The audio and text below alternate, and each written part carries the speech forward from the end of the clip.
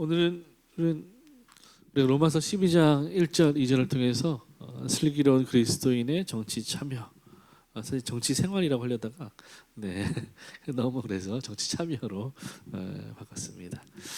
슬기로운 그리스도인의 정치 참여.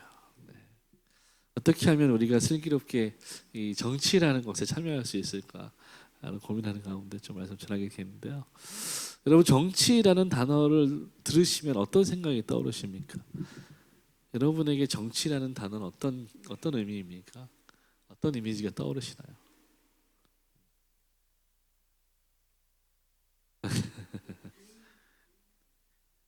큰 뜻. 그렇죠. 네. 정치 어떻습니까? 우리 뭐 다른 데 볼 건 없죠. 우리 대한민국의 정치라고 할 때 여러분 어떤 마음이 드십니까? 어떤 이미지가 떠오르십니까? 피곤함, 정치. 그렇죠. 피곤하죠. 그러니까 사실 모든 곳이 그렇겠지만 사실 뭐 정치라고 하면 사람들은 여러분 말씀하신 것처럼 큰 대의를 말하기도 하고 뭔가 혼란스럽고 피로감을 주기도 하고 분열되고 뭐 불신이 있고 서로 막 이렇게 비방하기도 하고 뭔가 이런 것들이 우리가 생각하는 대개 정치라는 것을 생각할 때 오는 어떤 이미지이죠. 정치는 오염됐고 또 믿는 사람들이라면 정치는 좀 멀리 해야 되지 않나라고 말씀하시는 분도 있고, 심지어 어떤 사람들은 뭐 그렇게까지 아니죠. 목사님들은 교회에서 정치 얘기 절대로 하지 마십시오 이렇게 얘기하시는 분도 있습니다. 그래서 제 친구 중에 하나도 자기 교회에서 그 목사님이 정치 얘기하면 자기는 이제 그때부터 귀를 닫아버린다고 얘기를 하더라고요. 그래서 제가 이제 그러면 안 된다 이렇게 얘기를 해줬는데 제 말도 안 듣더라고요. 여러분, 과연 그럴까요? 정치라는 것을 교회에서 또는 목사들이 아니면 성도들이 정치에 대해서 얘기하면 과연 안 되는 것일까? 우리는 왜 이것에 대해서 이렇게 심각할 정도로 알레르기 반응을 하는 것일까?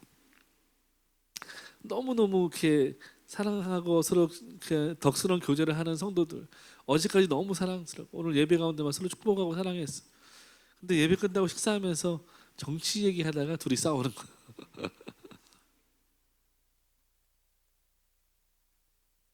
제가 말씀드렸나 모르겠는데 부산에 이제 중학교 수업하러 갔는데, 고등학교 수업하러 갔는데 1학년이었어요. 1학년 아이들인데 남자아이가 저한테 그런 질문을 하는 거야.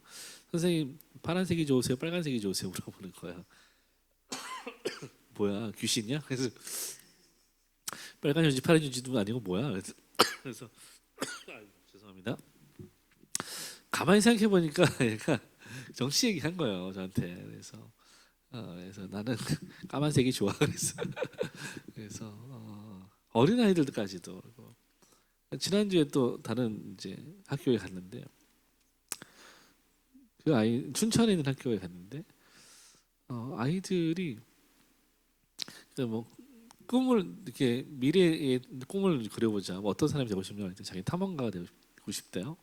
좀 탐험가 좋잖아요. 근데 어떤 탐험가가 되고 싶냐 했더니 바위 탐험가가 되고 싶다는 걸. 그래서 좋다. 근데 탐험가의 그림을 보라고 했더니 그게 뭐 바위를 탐험하는 사람을 그려요. 근데 이 바위 이름이 있대요. 근데 부엉이 바위라는 거예요. 그래서 큰일이다. 큰일이다 그랬어요. 그래서 너 이거 내가 신고한다 너. 그랬어요. 그 아이들이 그런 걸 어디서 보겠어요. 미디어를 통해서 보는 거야. 그러니까 중학교 1학년 아이예요. 이런 아이들조차 그런 말도 안 되는 내용, 그런 이야기들에 젖어 있는 거예요. 소위 이제 일간 베스트 일베라고 하는 그 인터넷 사이트가 있습니다.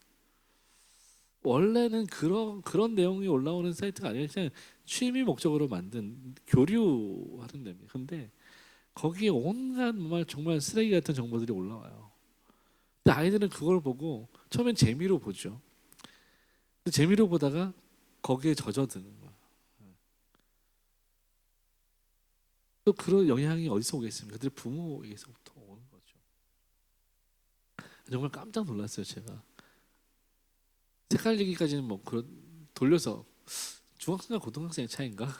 은유적으로 저한테 헷갈리게. 얘는 대놓고 그냥 부엉이 박이라고 해서 제가 좀 너무 놀랐어요. 정치, 우리는 왜 정치를 이렇게 사용하는 것일까? 우리는 왜 정치를 이 정도밖에 보지 못하는 것일까? 이걸 좀 고민해 봐야 될 필요가 있는 것이죠. 여러분 정치가 뭔지 아십니까, 여러분? 정치의 정의가 뭔지 아세요?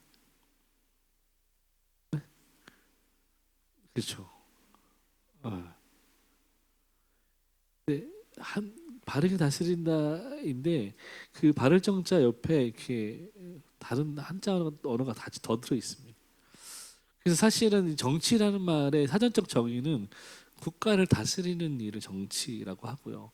그리고 이 어떤 사회 구성원의 다양한 이해관계를 조정하거나 통제하고 사회 질서를 바로 잡기 위해서 국가가 정책이나 어떤 목적을 실현시키는 것을 정치라고 한다는 거죠. 그래서 캐나다의 정치학자인 데이비스 이스턴이라는 사람이 있는데요. 데이비드 이스턴이 이렇게 얘기해요. 정치는 사회적 가치의 권위적 배분이다 이렇게 말합니다. 저도 정치를 전공한 게 아니니까 사전적으로 학자들이 한 이야기를 먼저 하자면 정치는 사회적 가치의 권위적 배분이라는 거예요. 사회가 합의한 가치에 대해서 권위를 가진 자가 배분한다는 것입니다. 권위를 가지고 배분한다는 것이죠. 그 사회가 권위를 부여한 사람들이 누구입니까? 국회의원들 그리고 국무위원들, 공무원들이죠. 국민들이 사회가 그들에게 권위를 준 것입니다. 그래서 그 권위를 가지고 사회적 가치를 실현하는 것이죠. 배분하는 것이죠. 그리고 이 모든 활동이 정치라는 말이죠. 그래서 사회 구성원들 모두에게 영향을 미치는 그 가치를 어떻게 배분하는가가 정치 활동이다라는 것이죠. 그 정치 활동을 하는 사람들을 우리는 국회의원들, 어떤 정당 활동하는 사람들, 대통령을 위시한 위정자들을 이 정치 활동하는 사람들이라고 부르는 것이죠. 그래서 엄밀하게 말하면 정치라는 것은 사람이 살아가는 모든 공동체, 그 공동체를 이루고 살아가는데 필연적으로 따르는 의사결정, 이 의사결정을 하는 권력 구조가 정치라는 거예요. 그러니까 우리가 이 안에서 어떤 의사결정을 하잖아요. 논의를 하잖아요. 그럼 이 활동이 정치 활동인 것입니다. 각자 자기 의견을 얘기하죠. 우리가 예를 들어서 야외 예배를 이야기할 때 여기 갑시다 저기 갑시다 회비는 얼마로 합시다 각자의 의견들을 얘기하잖아요. 이것이 정치에 참여하는 것입니다. 그러니까 엄밀히 따지면 인간이 살아가는 모든 곳에서 정치는 항상 있다는 것입니다. 그리고 우리는 그 정치에 항상 참여하고 있다는 것입니다. 여러분 가정에서 오늘 저녁에 뭐 먹을까? 여러분 이것도 정치인 거예요. 예, 기호 2번이 지금 저렇게 자기 의견을 얘기하잖아요. 여러분 가정에서 기호 5번 김기쁨이가 오늘 이거 먹어요 하는 거죠. 그럴 때 기호 1번은 아빠가 엄마가요. 기호 1번이 오늘은 이거 먹자라고 이제 둘이 대립을 하는 거죠. 그러면 이제 이때 투표를 하는 것입니다. 그래서 기호 1번을 따를 것인가 5번을 따를 것인가 이제 투표하는 거예요. 이게 정치예요. 그러니까 정치라는 게 사실 어려운 게 아닙니다. 우리가 살아가는 모든 공동체 안에서 둘 이상 모인 모든 사회에서 의사결정을 한다면 그게 정치라는 것이죠. 그리고 이 국가라는 이 조직 안에서 너무 덩치가 크니까 그 의사결정을 우리가 위임하는 것이죠. 그 위임 받아서 의사결정을 대리하는 사람들이 국회의원과 또 정부 요원들이다. 그리고 그것을 대표하는 것이 대통령이다라고 우리가 이해할 수 있는 것이죠. 여러분 우리가 그래서 6월 3일에 우리를 대표하는 그 한 사람을 선출하지 않습니까? 그래서 이 대통령 선거를 앞두고 원래 우리가 이 설교 스케줄이 있지만 좀 우리가 함께 이 성경적으로 정치라는 것에 대해서 성경이 어떻게 말하고 있는지를 한번 생각해 볼 필요가 있다는 생각이 들었어요. 우리가 뭐 다 아는 것은 아니지만 적어도 성경 안에서 하나님께서 우리에게 말씀하시는 바 가운데 정치라는 것이 무엇이고 그리스도인으로서 우리가 정치에 어떻게 참여해야 되는지를 좀 고민해 보자는 것이죠. 그래서 저도 기도하고 고민하는 가운데 로마서 말씀을 이제 선택한 것입니다. 로마서 12장 1절 2절 본문으로 해서 슬기로운 그리스도인의 정치 참여라는 제목으로 말씀을 함께 상고하고자 하는 것이죠. 여러분, 로마서 12장의 가르침은 무엇입니까? 하나님께 드릴 산 제물, 그 산 제물이 누구라고요? 우리 자신들이라는 것입니다. 우리 자신을 하나님께 산 제물로 드리래요. 그것이 우리가 드릴 영적 예배라고 말합니다. 사실 우리말로 영적 예배라고 표현된 것은 잘못된 번역이라고 할 수 있어요. 그러니까 이것은 거룩한 예배, 온전한 예배라고 번역하는 것이 더 좋습니다. 우리의 몸을 하나님께 산 제물로 드리는 것이 온전한 예배이고 거룩한 예배이고 하나님이 받으시는 예배인 것입니다.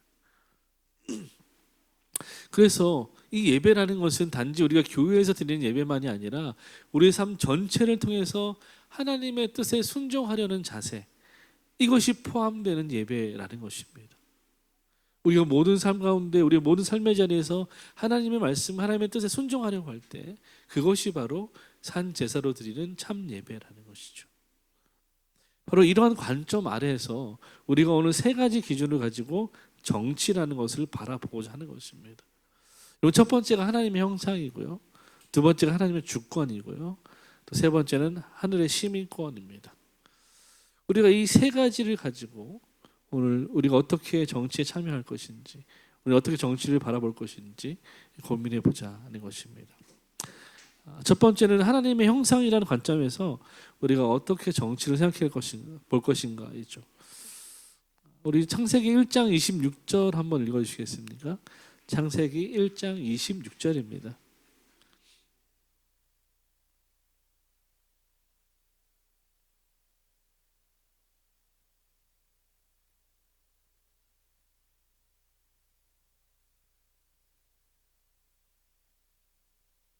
아멘. 네.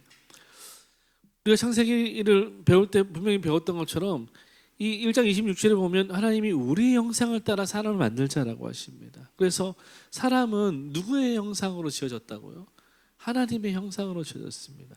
여기서 하나님의 형상이라는 것은 하나님 삼위일체 하나님의 관계적인 면을 강조하기도 하지만 동시에 하나님의 조각과 같다라는 것입니다. 하나님의 성품, 하나님의 어떤 속성, 이런 것들이 사람 안에 담겨져 있다는 것입니다.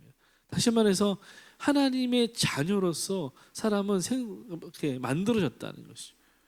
우리의 관계가 하나님의 형상, 다시 말해서 하나님의 성품과 하나님의 속성을 담은 하나님의 자녀로서의 어떤 관계성을 가지고 우리가 창조되었다는 것입니다.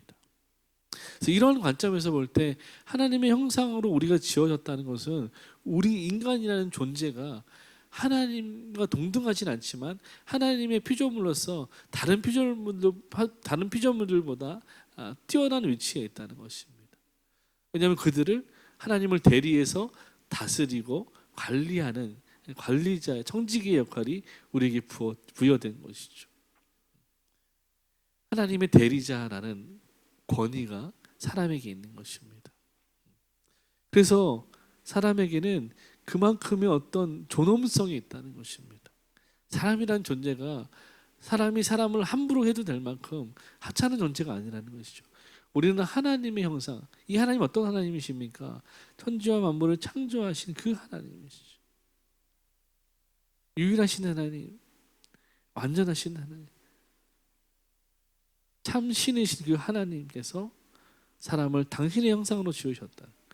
하나님의 형상을 담은 인간이 얼마나 존엄 있는 존재입니까? 그래서 이 정치라는 것이 하나님의 형상이라는 관점에서 바라볼 때 이 정치가 작동할 때에는 반드시 하나님의 형상을 담은 인간의 존엄성을 지키는 방향성을 가지고 작동되어야 한다는 것입니다. 여러분, 아까 제가 이 정치가 사람들이 살아가는데 필요한 의사결정이라고 말씀드렸어요. 그러니까 다시 말하면 우리가 어떤 의사결정을 내릴 때 인간의 존엄성을 지키는 방향성으로 그 의사결정이 가야 한다는 것입니다. 그것이 바른 정치라는 것이죠. 하나님의 형상의 인간의 존엄을 생각할 때 우리는 가난한 이웃이나 또는 소외된 계층이나 장애인들이나 노인들이나 어린아이들 또는 심지어 태아까지도 외국인 노동자 또 탈북민 같은 사람들, 우리가 사회적으로 약자라고 말할 수 있는 사람들을 향해서 존엄하게 그들이 살아갈 수 있는 환경을 만들어주는 것, 그들이 존엄을 가지고 살아갈 수 있는 환경을 조성해 주는 것, 그리고 그런 방향성으로 우리의 정치가 나아가야 한다는 것입니다. 그러니까 우리가 투표를 할 때, 우리를 대리해서 그 일을 할 사람을 뽑을 때 당연히 그러니까 어떻게 해야 됩니까? 그들이 말하는 것을 잘 들어야 되는 것이죠. 이들이 정말 하나님의 형상대로 창조된 우리 이웃의 권리를 지키려고 하는가? 그 지키려는 책임감이 이들에게 있는가? 그 열심이 있는가? 그들의 공약과 그들의 말 속에서 그것을 찾아내야 하는 것입니다. 그러니까 어떤 그 사람들의 적촉한 정당이나 어떤 그들의 이익이 아니라 정말 이들이 하나님의 형상대로 창조된 우리를, 사람을 존엄성을 가지고 책임감을 가지고 지키려는, 희생하려는 그 준비가 되어 있는가, 그런 공약이 그들 가운데 담겨 있는가, 그걸 봐야 된다는 것입니다. 여러분, 우리가 그것을 보기 위해서 어떻게 해야 됩니까? 그들이 하는 말을 잘 들어보셔야 돼요. 그들의 연설과 그들의 어떤 공약집을 보면서 분별하셔야 되는 겁니다. 자세히 살펴봐야 돼요. 물론 어떤 사람들은 스스로 자기를 약자라고 말합니다. 스스로 자기를 약자라고 말해요. 그러니까 되게 그렇게 스스로 자기가 약자라고 말하는 사람들은 약자가 아닙니다. 여러분, 소수이기 때문에 약자일까요? 아니죠. 말도 안 되죠. 대통령도 소수인데요. 국회의원도 소수예요. 근데 그들이 약자입니까? 오히려 강자죠. 소수이기 때문에 약자다? 말도 안 되는 논리입니다. 우리 사회에서 지금 소수이기 때문에 약자라고 말하는 사람들은 대개 그들이 선택입니다. 선택한 거예요, 자기들이. 그렇게 태어난 것이 아닙니다. 사회가 그렇게 만든 게 아니에요. 그들이 선택한 것입니다.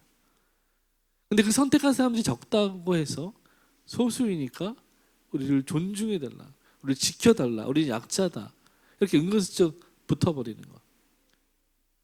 그렇지 않아요. 여러분, 예를 들어서 여러분, 제가 모래 위에다가 집을 짓고 나는 약자야, 말이 됩니까? 그럼 사람들이 저한테 뭐라고 할까요? 거기다 짓지 마라. 네가 거기다 지어놓고 날 도와달라고 말하는 거지 무슨 소용이 있냐. 비가 오면 집이 무너질 건데. 말이 안 되는 거죠. 자기가 선택한 것에 대해서 자기는 약자라고 도와달라고 말하는 것은 말이 안 되는 것입니다. 그런 사람들 제외하고 우리가 진짜 이 사회에서 지켜야 될 약자들, 그들을 하나님의 형상대로 존중하고 그들의 존엄을 지킬 수 있도록, 그들이 권리를 지킬 수 있도록, 가질 수 있도록 도와주는 사람, 도와주고자 하는 사람. 우리의 정치는 그런 방향성을 가지고 나아가야 된다는 거예요. 그리고 그렇게 정책을 펼치겠다는 사람을 우리는 선택할 수 있어야 하는 것입니다. 그리고 그를 위해서 그가 그렇게 정말 실행할 수 있도록 기도해야 되는 것입니다. 이것이 우리가 그리스도인으로서 하나님의 형상이라는 관점 안에서 정치에 참여하는 방법입니다. 두 번째, 하나님의 주권이라는 틀 안에서, 관점에서 우리는 어떻게 정치에 참여할 것인가? 여러분, 하나님은 정치 위에 계실까요? 정치 아래 계실까요? 네, 당연히 하나님이 정치 위에 계시죠. 아래 계시면 어떻게 됩니까?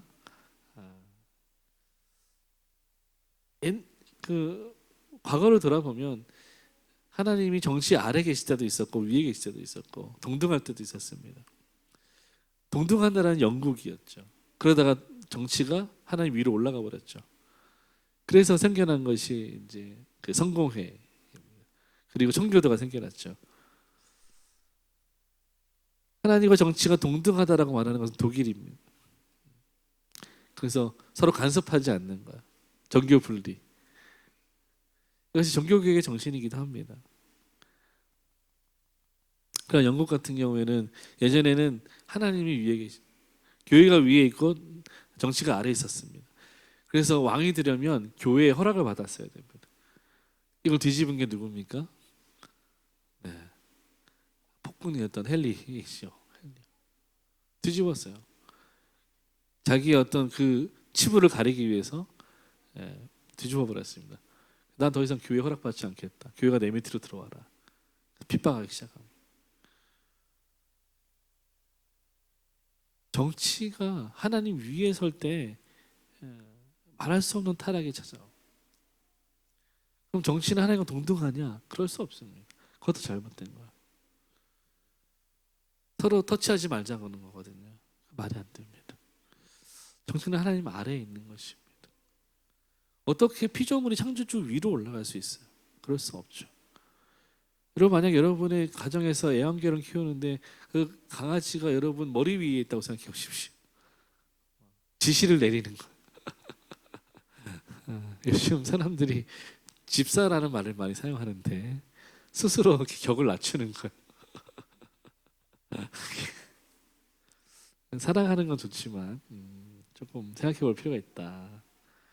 더 얘기하면 애견인들한테 저항받으니까 여기까지 얘기하겠습니다. 우리 시편 103편 19절 한번 찾아주시겠습니까? 시편 103편 19절입니다.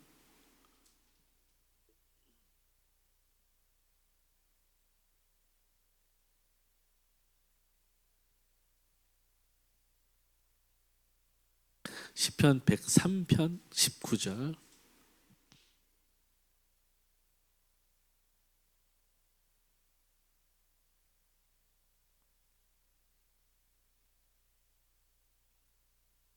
아멘. 네. 여러분, 하나님께서 왕권을 세우시는 거예요. 그리고 하나님이 다스리시는 겁니다. 이것이 성경이 말하는 정치입니다. 그래서 이 정치는 하나님의 주권이 개입되고 있다는 것입니다. 사실 여러분, 이 세상에 하나님의 주권이 개입되지 않는 영역은 없죠. 하나님이 모든 것을 다스리고 계시고 하나님의 주권이 우리 모든 삶을 다스리고 계십니다. 그래서 왕이든 대통령이든 정당이든 제도든 이 모든 것들은 다 상대적이고 일시적인 거예요. 여러분 보세요. 역사를 보십시오. 영원한 제국이 있습니까? 영원한 왕도 없고 영원한 정당도 없습니다. 우리나라만 봐도 기껏해야 10년, 15년이에요. 왔다 갔다 하잖아요. 영원하지 않습니다. 조선만 봐도 남이 득세했다가 서인이 득세했다가 아주 난리도 아니죠. 계속 바뀌어요. 삼국시대였다가 고려가 통일했다가 조선이 됐다가 난립니다. 영원한 것은 없어요. 일시적입니다. 상대적인 거예요. 이 모든 것의 궁극적인 주권은 누구에게 있다고요? 하나님께 있다는 것입니다. 하나님이 역사 가운데 섭리하시고 작전 가운데 역사하시는 것입니다. 그래서 이 종교개혁자 칼빈이 그렇게 말해요. 하나님께서 이 세속 정부를 두신 이유는 질서를 세우시기 위함이었다는 거예요. 하나의 질서를 세우기 위해서 하나님이 정부를 허락하셨다는 거예요. 그럼 이스라엘 백성들이 사사기를 지나면서 자기들이 왕이 없는 것을 보고 위협감을 느꼈습니다. 그리고 부러움을 느꼈어요. 그래서 하나님께 기도합니다. 하나님, 우리에게 왕을 주십시오. 그래서 하나님 주시는 왕이 누굽니까? 사울 왕이었어요. 그래서 이스라엘의 첫 번째 왕으로 사울을 세웠죠. 하나님이 그때도 많은 말로 경고하셨고 왕은 너희를 다스릴 것이다 라고 말했습니다. 그래서 사람들은 왕을 원했어요. 사울은 완전하지 못했습니다. 그 다음 때 세워진 다윗은 조금 더 그나마 완전한 왕으로 세워지게 됐지만 그도 완전하지 못했습니다. 그럼에도 불구하고 하나님이 그 왕을 주시고 정부를 세우시는 이유는 이 땅을 다스리고 통제하시기 위한 어떤 질서를 세우시기 위함이었다는 것. 아브라함 카이퍼라는 신학자가 있는데요. 그 신학자가 이렇게 얘기합니다. 그리스도께서 내 것이라 하지 않으시는 영역은 하나도 없다. 예수님께서 내 것이다라고 하지 않는 영역이 하나도 없다는 것이죠. 다시 말하면 하나님의 주권이 온 세계에 온 모든 만물 가운데 미치고 있다는 것입니다. 이 모든 것이 다 하나님의 것이다라는 거죠. 여러분 이것을 믿으십니까? 이 모든 것이 다 하나님의 것이요. 따라서 정치 역시 하나님의 주권 아래에 있는 영역이라고 말하는 것입니다. 제가 오늘 말씀을 준비하면서 이 아브라함 카이퍼가 쓴 책 가운데 칼빈주의 강연이라는 책이 있는데, 그가 실제 강연했던 내용을 책으로 엮은 것인데, 그 가운데 이 칼빈주의와 정치라는 그 파트 하나를 같이 이제 그 파트 내용을 중심으로 해서 지금 말씀드리는 겁니다. 정치가 하나님의 주권 아래에 있다는 말은 여러분 이렇게 이해할 수 있어요. 우리 로마서 13장 1절 한번 찾아보시겠습니까? 로마서 13장 1절.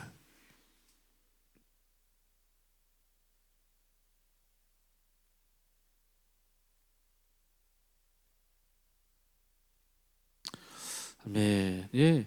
그리고 성경이 분명히 말하고 있죠. 모든 사람들은 우리는 권세에게 복종해야 돼요. 왜냐하면 이 권세가 어디로부터 나왔다고요? 하나님께로부터 나왔다는 것입니다. 여러분, 그래서 우리가 이 정부와 우리를 대표하는 위정자들, 국회의원들, 그들을 존중하고 그들을 따르는 이유는, 우리가 이 사회 질서와 법을 따르는 이유는 이 모든 것이 하나님으로부터 나왔기 때문에 우리가 그것을 따르는 것이죠. 순종하는 것이죠. 모든 권세는 다 하나님께서 정하신 것이다. 성경이 분명히 이야기하는 것입니다. 모든 권위는 하나님이 주시는 거예요. 사람이 주는 것이 아닙니다. 왜요? 하나님이 다스리고 계시기 때문에, 하나님의 주권이 미치고 있기 때문에. 우리가 선택하는 것 같지만 사실은 하나님이 영원한 작전 가운데 섭리하고 계신다는 것입니다. 하나님이 정부를 왜 주셨을까요? 하나님은 하나님의 주권 안에서 인간들의 방종과 불법을 방지하고 악에 대해서 선을 보호하기 위해서 이 정부라는 일반 은총을 주셨다는 것입니다. 마치 하나님이 햇빛과 비를 내리시는 것처럼 정부는 그런 역할을 하는 기관이라는 것입니다. 그런 역할을 하는 수단이라는 것이죠. 하나님이 하나님의 백성들, 사람들을, 그들을 지키고 그들의 존엄을 지키고 그들을 안전하게 보호하기 위해서, 악이 득세하는 것을 억제하기 위해서 하나님께서 정부를 주셨다는 것입니다. 여러분, 이 세상이 무엇으로 다스려집니까?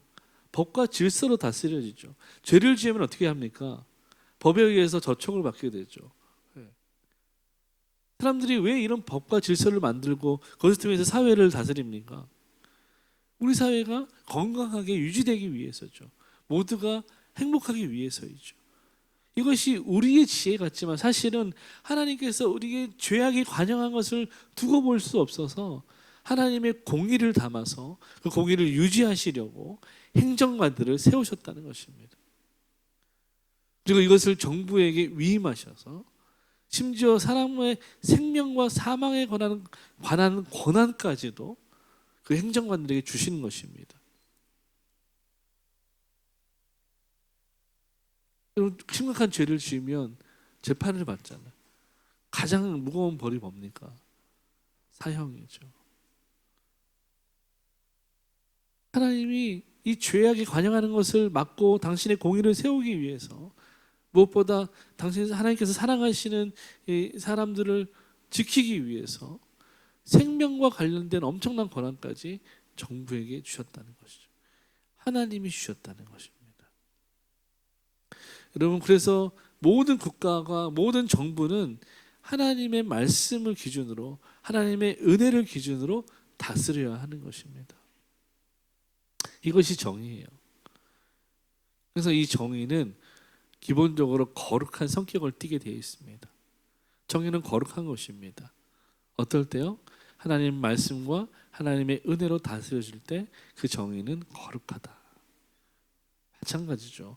저와 여러분이 하나님의 사람으로서, 그리스도인으로서 하나님의 말씀에 순종하고 하나님의 은혜로 살아갈 때 우리가 거룩할 수 있는 것이죠. 여러분, 그러므로 우리는 징벌 때문이 아니라 우리 하나님께서 우리에게 주신 그 거룩한 양심을 위해서 정부에 순종하는 것입니다. 그래서 칼빈은 하나님께로부터 정부의 권위를 입게 될 사람들을 임명하는 것에 대해서 가장 바람직한, 그러니까 정부를 다스리는 하나님이 세우신 행정관들을 어떻게 임명할 것인가, 그 방법에 대해서 가장 좋은, 가장 바람직한, 가장 이상적인 방법은 국민이 자기 자신의 정부를 선택하는 것이다 이렇게 얘기합니다. 칼빈이 사무엘서 주석을 쓸 때 이렇게 얘기하는데 아마도 그 사울 왕을 세울 때 그때를 주석하면서 칼빈이 썼던 이야기 같습니다. 제가 읽어드리겠습니다. 하나님이 여러분 자신의 정부를 선택할 자유를 주신 백성들이여, 여러분이 악한 자들과 하나님의 원수들을 가장 존귀한 자리에 선출하여서 이 호의를 상실하지 않도록 주의하십시오. 여러분 무슨 말인지 이해되십니까? 하나님이 여러분에게 정부를 선택할 자유를 주셨다는 거예요.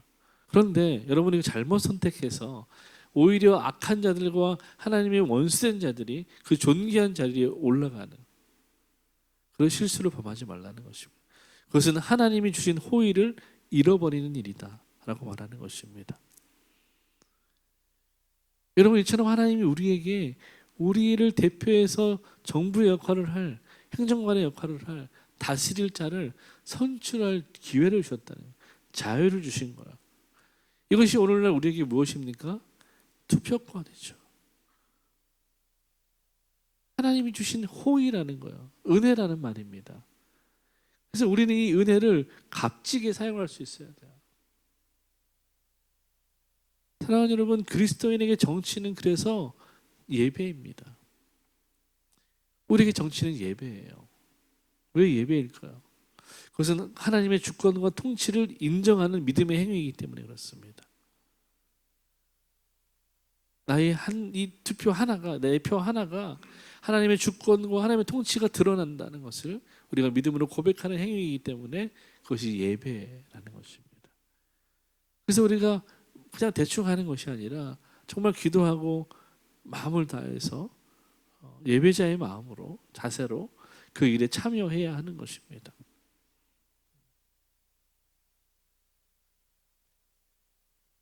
더불어서 우리는 정치를 우상화하지 않습니다. 그렇다고 외면하지도 않습니다. 하나님의 통치 아래에 있는 영역으로 이해하고 분별해서 임해야 하는 것입니다. 여러분, 우리가 잘 분별할 수 있기를 바라요. 정치를 우상화하지도 않고 외면하지도 않고 정말 믿음으로 우리가 예배하는 마음으로 정치에 임할 수 있기를 바라요. 여러분 할 수만 있다면 여러분 뭐 동대표도 나가시고 반장도 하시고 여러분 하십시오. 줄반장이라도 하여튼 하십시오. 그것이 여러분 우리가 예배입니다. 거기서 그리스도인에서 하나님의 영광을 드러내는 것입니다. 하나님의 명예를 드러내는 거예요. 그 부르신 것 삶이 우리 가운데 있는 것입니다. 여러분, 모든 권세는 위로부터 주어지는 것입니다. 왜냐하면 그 하나님의 주권을 인정하는 것이 진정한 우리의 믿음이고 예배인 것이죠. 마지막 세 번째, 우리는 하늘 시민권을 가진 사람이라는 이 관점으로 정치를 이해할 필요가 있습니다. 우리는 이중 시민권자입니다. 이 정체성을 잘 알고 계셔야 돼요.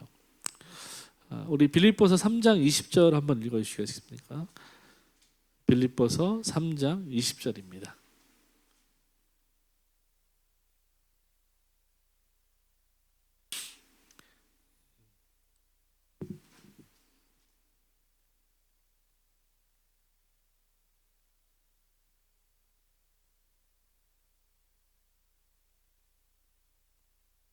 아멘. 예.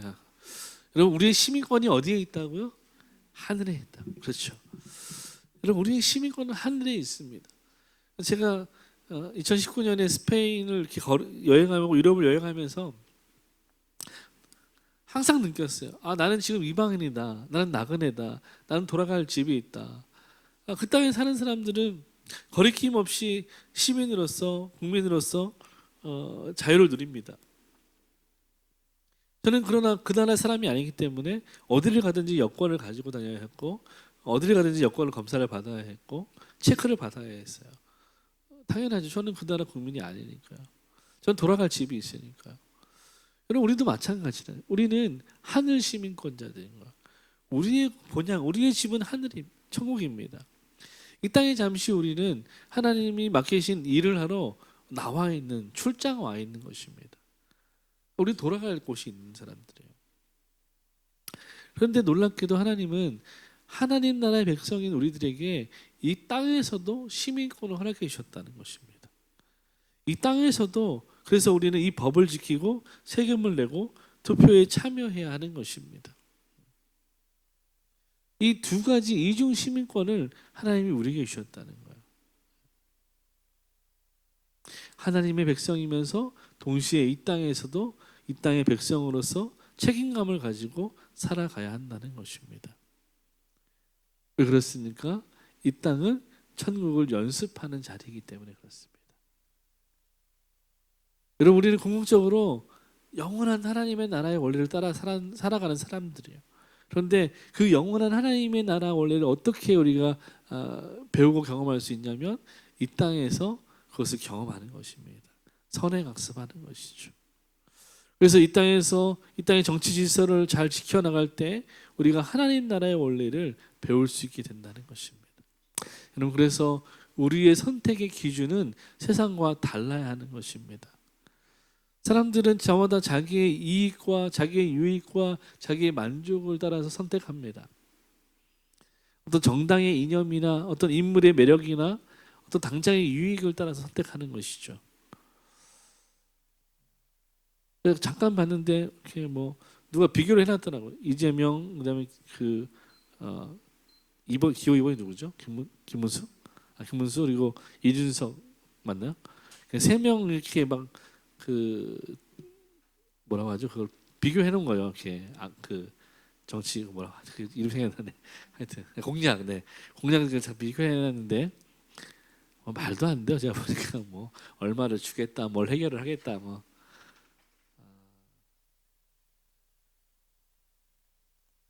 진짜 말도 안 되는 것들이다. 근데 사람들은 그걸 보고 선택하는 거죠.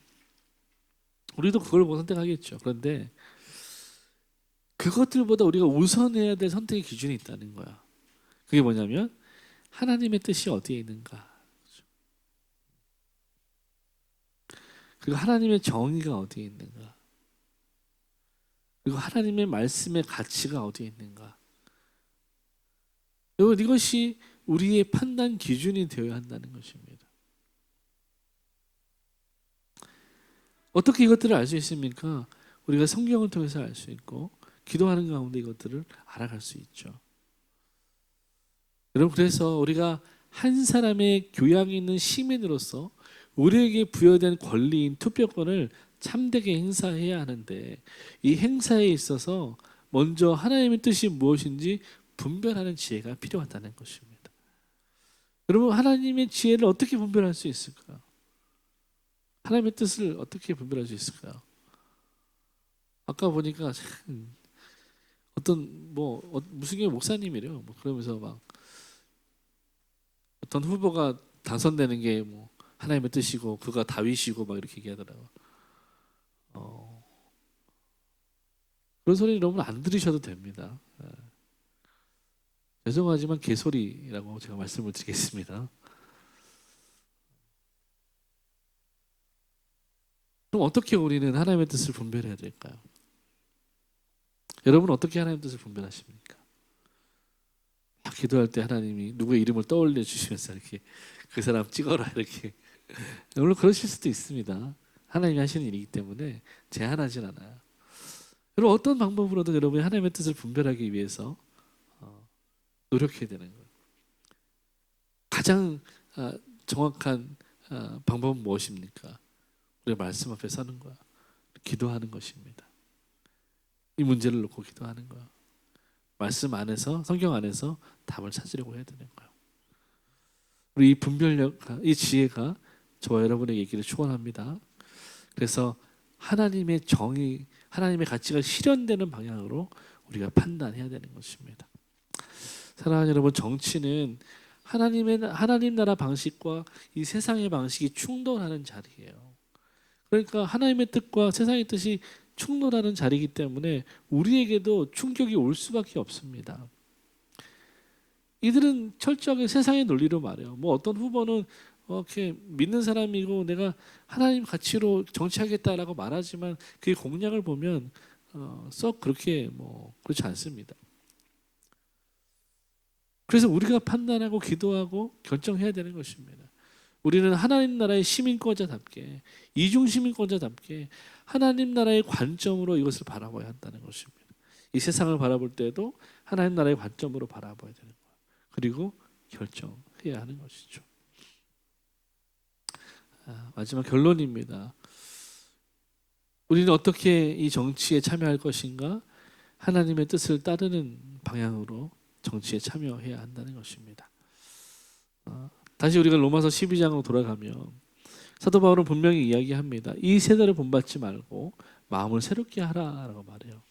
여러분, 이 세대를 본받지 말라는 것은 이 시대가 말하고 있는 사상, 흐름, 어떤 트렌드 이런 것들을 그대로 답습하지 말라는 것입니다.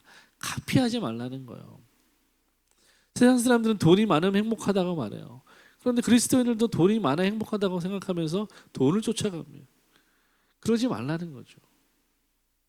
세상이 말하는 것에 현혹되지 말라는 것입니다. 무엇이 본질인지 마음을 새롭게 하는 가운데 하나님의 뜻이 무엇인지 들여다보라는 것입니다. 생각하라는 것입니다. 여러분, 세상의 방식은 이익 중심이에요. 그 편을 가릅니다. 진영의 논리가 있어요. 그러나 하나님의 뜻은 어떻습니까?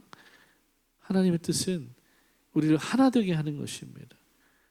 그리고 하나님의 뜻이 무엇인지 분별하게 하죠. 그리고 그 뜻에 순종하게 하는 것입니다. 우리는 이런 균형 잡힌 태도를 가지고 정치를 참여해야 한다는 것이. 대표적으로 우리가 투표할 때에도 6월 3일 대통령 선거가 있는데도 우리가 단순한 유권자가 아니라 한 사람의 예배자로서 그 정치에 참여할 수 있어야 한다는 것입니다. 우리가 한 사람의 유권자로서 참여해야 하는 것입니다. 그리고 유권자가 아니라 예배자로서 그 투표에 참여해야 하는 것입니다. 우리가 예배자로 참여한다는 것은 세 가지 의미가 있습니다. 첫 번째는 뭐냐면 하나님의 형상과 정의를 기준으로 선택해야 한다는 것입니다. 우리가 어떤 정치적인 소음을 넘어서 하나님의 형상과 하나님의 공의를 기준으로 선택해야 한다는 것이죠. 두 번째, 우리는 하나님께서 이 나라를 다스린다는 믿음을 가지고 두려움 없이 참여해야 한다는 것입니다. 여러분, 망설여지시죠? 이 사람 뽑으면 이게 문제고, 이 사람 뽑으면 이게 문제고, 이 사람 뽑으면 이게 문제고. 우리는 선택할 때 여러 가지 많은 고민들을 하게 돼요. 100% 만족하는 결론은 없습니다. 그러나 우리가 어떤 선택을 하든지 하나님께서 섭리하시고 주권적으로 다스리고 계시다는 그 믿음이 우리에게 있잖아요. 그러니까 두려움 없이 선택하십시오. 우리가 한 말씀을 듣고 한 교회에서 예배했지만 우리가 서로 다른 사람을 선출할 수 있어요. 1번 뽑고 2번 뽑고 3번 뽑고 4번 뽑고 할 수 있습니다. 그렇다고 해서 우리가 서로 다투겠습니까? 그럴 수 없죠. 각자 하나님 앞에 양식껏 하는 것입니다.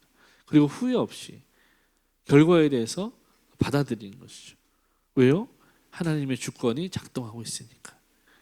우리는 그 결과를 받아들이고 감사하며 기도하면 되는 것입니다. 마지막 세 번째, 우리는 하늘 시민으로서 하나님의 가치가 실현되는 방향으로 선택해야 한다는 것입니다. 무엇이 하나님의 가치가 실현되는 방향인지 잘 고민하시고 선택해야 하는 것입니다. 사랑하는 성도 여러분, 이번 선거를 포함해서 모든 정치적인 행위 속에서 우리는 하나님의 뜻이 무엇인지 분별하기를 바랍니다. 왜냐하면 그것이 순종하는 예배자의 삶이기 때문입니다. 우리가 세상과 구별되어서 정치 참여할 때 하나님은 그 순종을 받으실 것입니다. 결과가 아니라 우리의 순종을 하나님 받으시는 거야. 그리고 우리의 그 순종을 통해서 이 땅 가운데 하나님의 나라를 확장해 가실 줄로 믿습니다. 여러분, 하나님의 나라를 바라보면서 하늘의 시민권자로서 이 땅의 정치 속에서 빛과 소금의 역할을 감당하시는 저와 여러분 되시기를 주님의 이름으로 축원합니다. 아멘. 기도하겠습니다. 좋으신 하나님 감사합니다. 하나님, 이 땅의 정치를 바라보면 어렵고 혼란 가운데 있는 것을 보게 됩니다.